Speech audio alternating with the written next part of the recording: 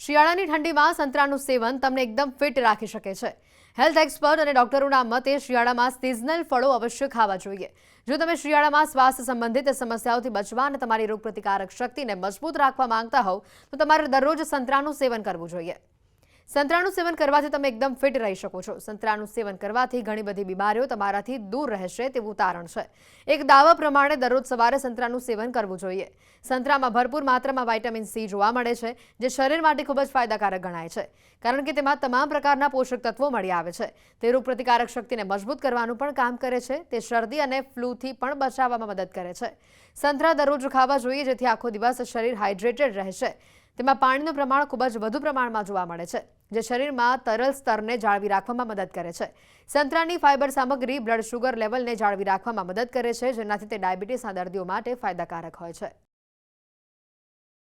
સંતરા ખાવાના સંભવિત ફાયદા: રોગપ્રતિકારક શક્તિ વધારે, વજન ઘટાડે, સાંધાના દુખાવામાં રાહત આપે, હૃદય માટે ફાયદાકારક, ત્વચા માટે ફાયદાકારક. સંતરામાં ફ્લેવોનોઇડ અને કેરોટીનોઇડ સહિતના વિભિન્ન પ્રકારના એન્ટીઓક્સિડન્ટ રહેલા છે. શરીરમાં મુક્ત કણોને બેઅસર કરવામાં તે મદદ કરે છે. સંતરાની ફાઇબર સામગ્રી બ્લડ શુગર લેવલને જાળવી રાખવામાં મદદ કરે છે. સંતરા સામાન્ય રીતે હેલ્ધી હોય છે, પરંતુ તેના વધુ પડતા સેવનથી ફાઇબરની સામગ્રીના કારણે પાચન સંબંધિત સમસ્યાઓ તમને થઈ શકે છે.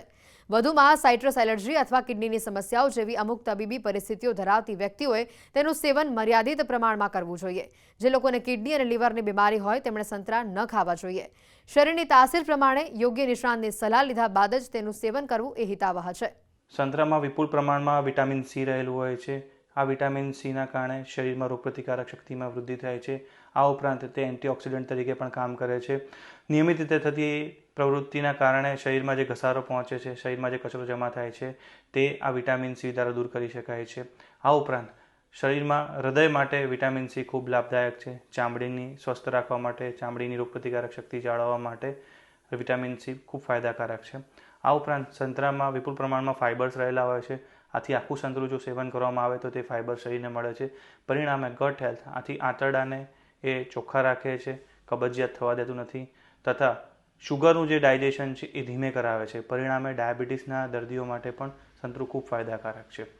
નિયમિત રીતે સંતરાનું સેવન કરવામાં આવવાથી તે યોગ્ય પ્રમાણમાં શરીરને શુગર આપે છે. આથી શુગર સ્પાઇક્સ આવતા નથી. આથી હેલ્ધી રૂટીનમાં તે ખૂબ ફાયદાકારક છે. આ ઉપરાંત તેમાં પોટેશિયમ છે, કેલ્શિયમ છે વગેરે જેવા મિનરલ્સ પણ રહેલા હોય છે, જેથી તે શરીરમાં વિવિધ પ્રકારના હાડકાના રોગોમાં પણ તે ખૂબ ફાયદાકારક છે. નિયમિત રીતે સંતરાનું સેવન કરવામાં આવે છે. તેમાં સાઇટ્રિક એસિડ રહેલો હોય છે, જેનો યોગ્ય પ્રમાણમાં સેવન કરવામાં આવે તો જેને પથરીના તકલીફ છે, જેને પથરી વારે વારે થાય છે, તે લોકો માટે ખૂબ ફાયદાકારક છે.